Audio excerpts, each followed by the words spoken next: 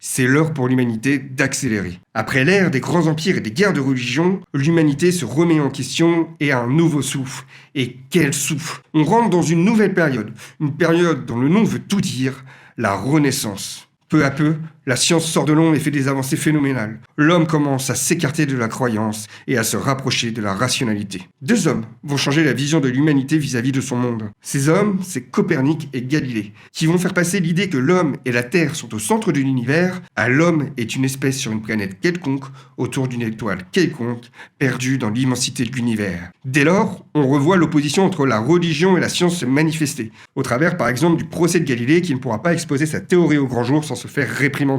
Mais la science est en marche et l'humanité prend une nouvelle direction. Des inventions comme l'imprimerie vont permettre une plus grande diffusion du savoir et on voit apparaître des nouveaux influenceurs dans énormément de disciplines. Carl von Linné, par exemple, va faire un inventaire de toutes les espèces vivantes sur Terre. Antoine de Lavoisier va découvrir l'oxygène dans la respiration et il va transformer la magie en une science, la chimie. Léonard de Vinci apporte une nouvelle approche audacieuse de l'art et de la science.